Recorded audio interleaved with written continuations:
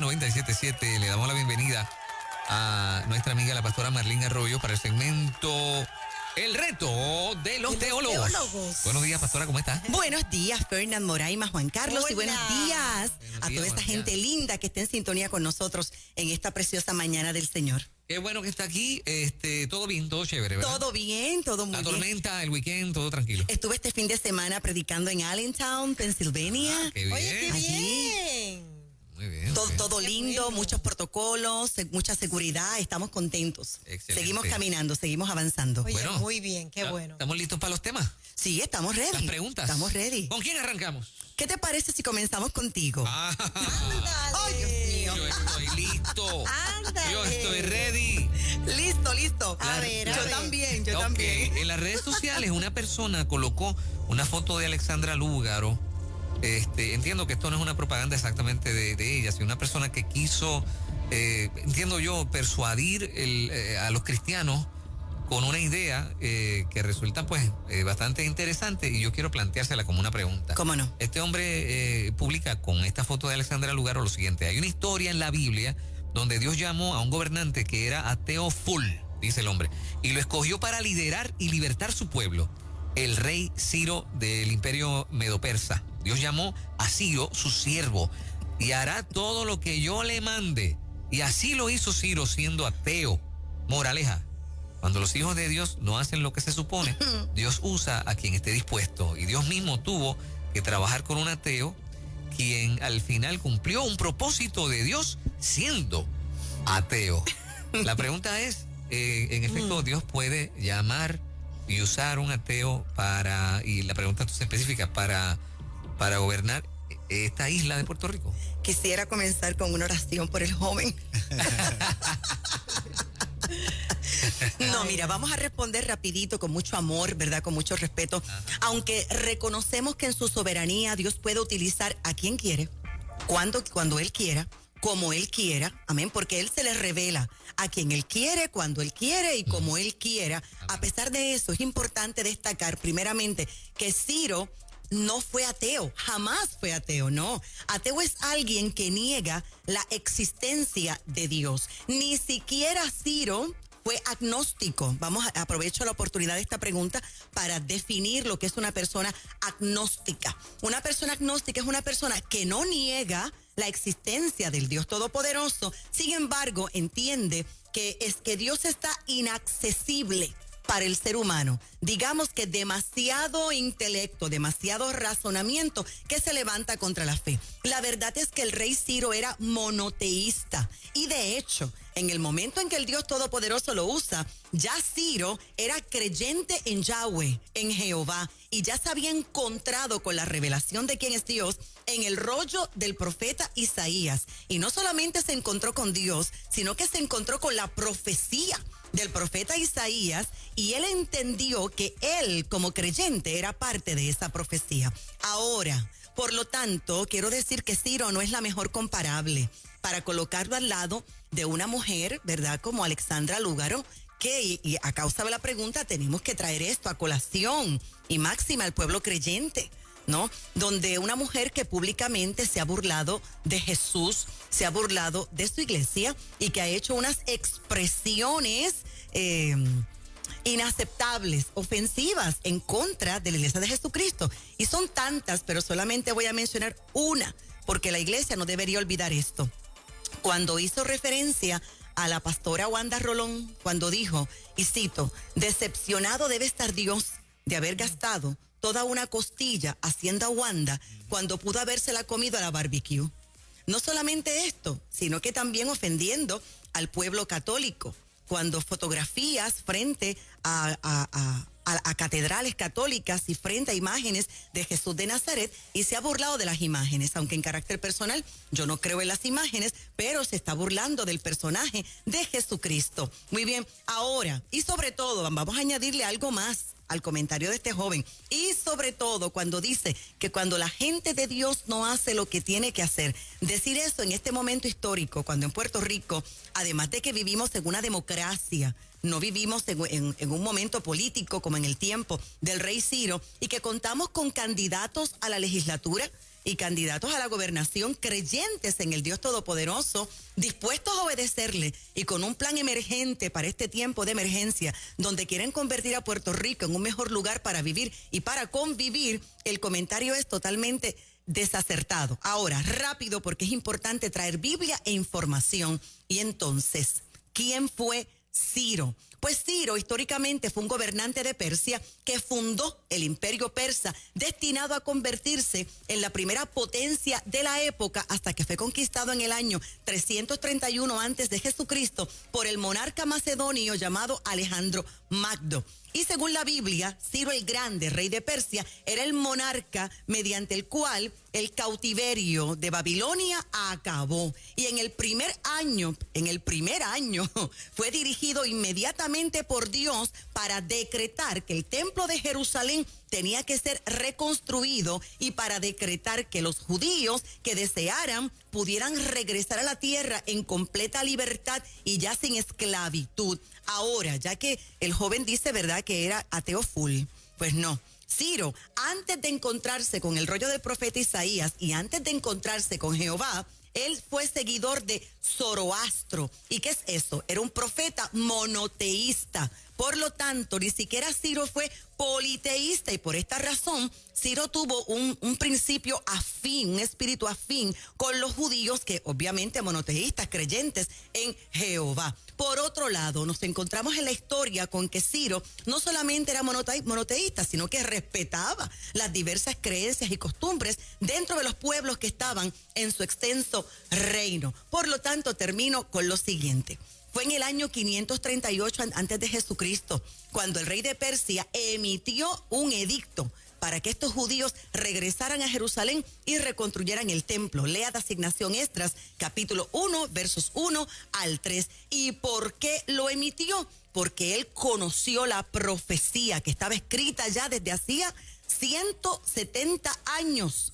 Se encontró con Jehová y se identificó con ella, y él mismo se colocó en los brazos de Jehová. Yo quiero ser parte de esta profecía. Si el escogido para esta profecía soy yo, aquí estoy yo. Finalmente, porque verdad, la gente linda, preciosa, que le gusta aprender en esta sección, una por favor la historia de Ciro con Daniel capítulo 5, versículo 1 y en adelante, donde se escribió en la pared: Mene, Mene, Tekel, Uparsin, contra el rey de Babilonia. Entonces fue hallado en balanza, pesado en balanza, y fue hallado falto. Y Dios desecha a uno, y Dios utiliza a un creyente en él para atacar a Babilonia. Por lo tanto, concluyo, falta de conocimiento el comentario, pero qué lindo que tenemos la oportunidad de poder traer historia, traer Biblia, traer revelación aquí en el Reto de los Teólogos. Excelente, muchas gracias, pastora, por la contestación. Gracias a ti por esta pregunta tan interesante.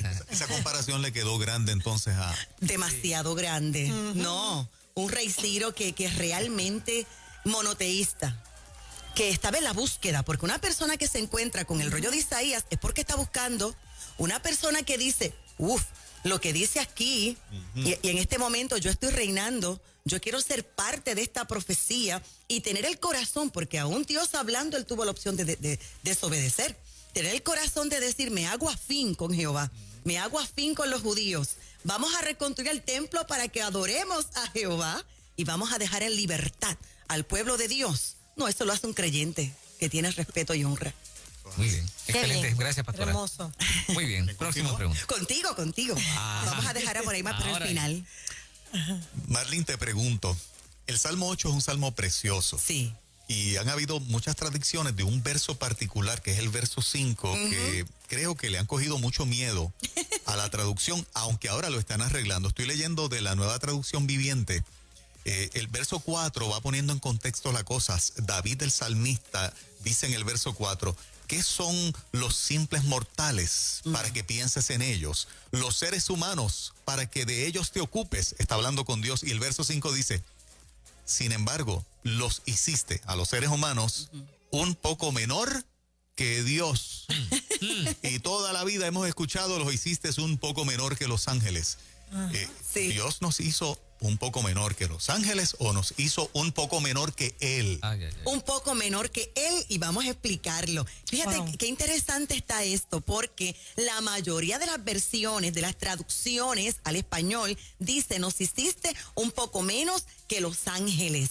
Pero vamos a explicar la razón. Pero antes de entrar en contexto del verdad, de lo que es el griego y el hebreo, importante, Rey de reyes, Señor de señores y Dios de dioses. Es decir, Él es el Rey en letra mayúscula, de nosotros reyes en letra minúscula.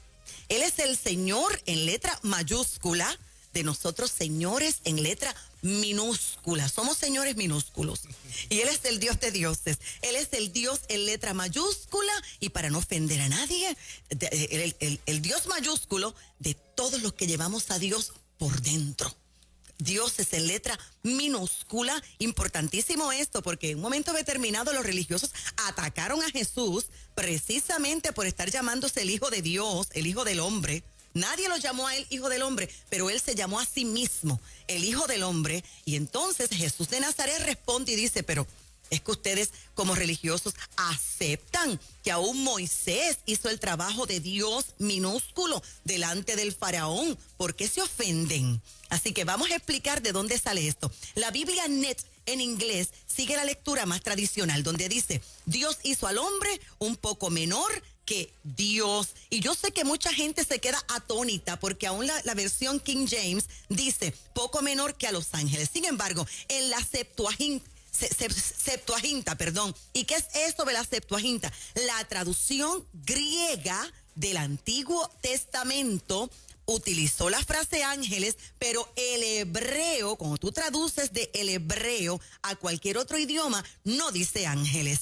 El hebreo dice Elohim, y Elohim en español significa dioses, Dios Padre, Dios Hijo, Dios Espíritu Santo. Por lo tanto, lo que dice la palabra de Dios en hebreo es que nosotros los redimidos somos menos que el Padre, que el Hijo y que el Espíritu Santo, pero jamás menos que los ángeles. No hay lugar en el Antiguo Testamento en donde Elohim signifique ángeles. Repito, el hombre fue creado a imagen de Dios y jamás a imagen de los ángeles. Ahora bien, el salmista, ¿en qué estará pensando el salmista? Además de que tiene esta gran revelación que proviene del Eterno. Posiblemente el salmista esté pensando en el primer Adán, en el primer hombre antes de la caída. Posiblemente está haciendo una reflexión impresionante en esa perfección de Adán que supera la perfección de cualquier ángel. Y más adelante nos encontramos con que este primer Adán lo podemos identificar con el postrer Adán, que es nada más y nada menos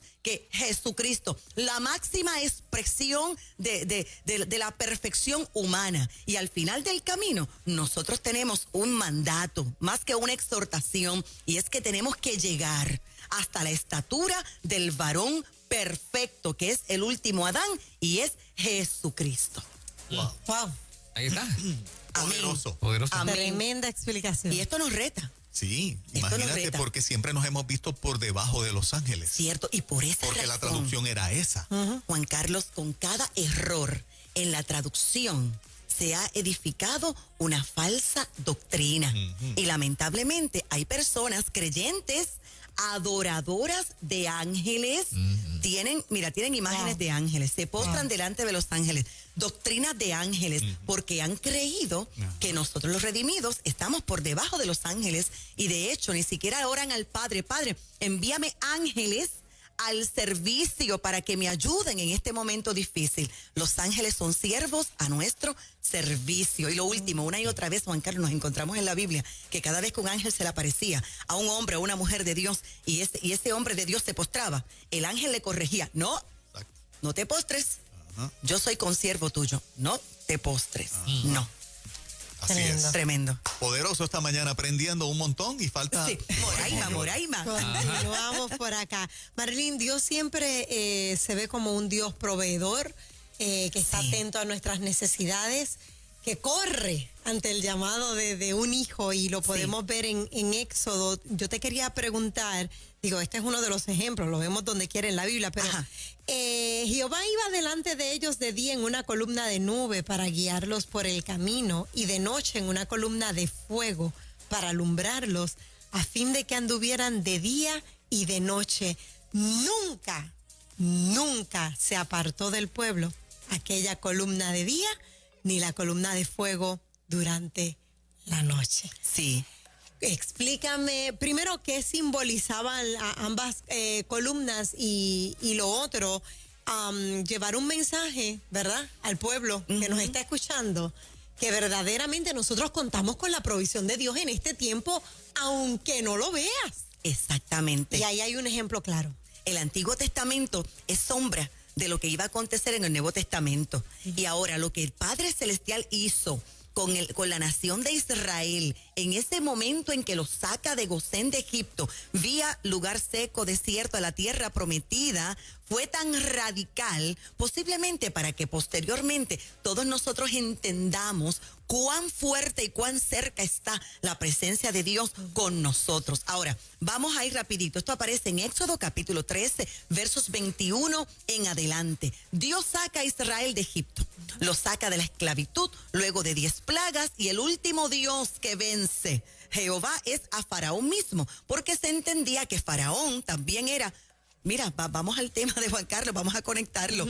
Se creía que era un Dios minúsculo. Por eso es que el enemigo es imitador de los principios del Padre Eterno. Y como hay un principio de reino que establece que el nombre del Padre está incrustado en el nombre del Hijo, rapidito, por eso tenemos allá Yahweh, Yahshua, la gran ciudad, Jerusalén. Si lo pronunciamos como nosotros en Puerto Rico, pues Jehová, Jesucristo, y la gran ciudad, la nueva Jerusalén. Pues ahora el enemigo quiso hacer lo mismo, y en el nombre de los faraones estaba el dios Ra, que es el dios sol para ellos. Ra, como Ramses, por ejemplo. Mira qué interesante. Y en la cabeza una serpiente, la serpiente del Edén, en la cabeza de Faraón, y se consideraba un dios.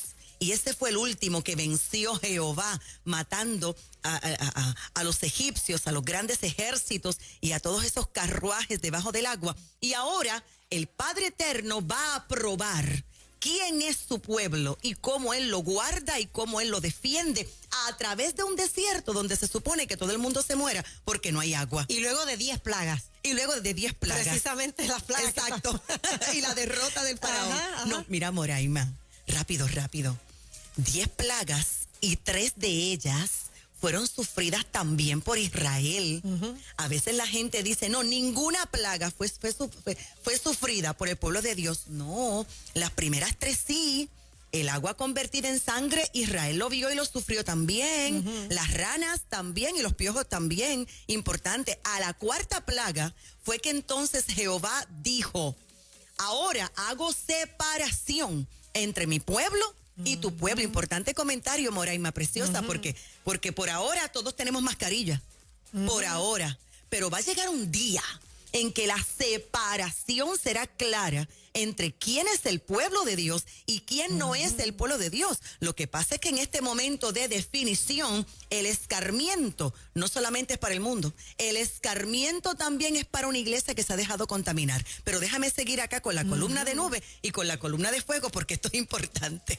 Entonces, una columna de nube por el día, para que le diera refrigerio, porque había demasiada calor. Y una columna de fuego por la noche, para que ellos pudieran seguir caminando, porque mientras la nube caminaba, se movía, ellos tenían que caminar también, y le alumbraba. Ahora, también esa columna se utilizó, Éxodo 13, 21 y 22, porque cuando Egipto alcanza al pueblo de Dios en el Mar Rojo, la columna se coloca, que es Dios mismo, la presencia de Dios mismo, entre los enemigos y el pueblo de Dios. Y una oscuridad, como si fuese una noche horrible, estaba contra los egipcios, y la luz estaba a favor del pueblo de Dios para dirigirle el camino. Mira qué interesante está esto. No solamente se utilizaba para alumbrar camino y para oscuridad para los enemigos, sino que Dios mismo hablaba desde la columna. Mira qué interesante. Por lo tanto, la columna era la garantía de que Dios estaba con ellos en todo tiempo. Representaba y significaba Jehová, que repito, Números 14:14, Salmo 99:7, la voz del Dios Todopoderoso se escuchaba desde adentro de la columna. Y finalmente, pues, ya sabemos, la nube es la presencia del Señor, porque entonces la nube también se colocó encima del tabernáculo. Y cada vez que Dios quería escoger a alguien, por ejemplo a Josué, o llamarle la atención a alguien, como lo hizo con Miriam también, imagínense el horror que ellos sentían, era la presencia del Señor. Y finalmente, quiero que te imagines en esta hora al pueblo de Dios caminando, y cada vez que un enemigo se acercaba, esa columna haciendo vuelta de una forma sobrenatural, porque no hay, mira, no hay comparación, no hay un evento atmosférico en el planeta Tierra que se compare con lo que la palabra del Señor aquí está describiendo.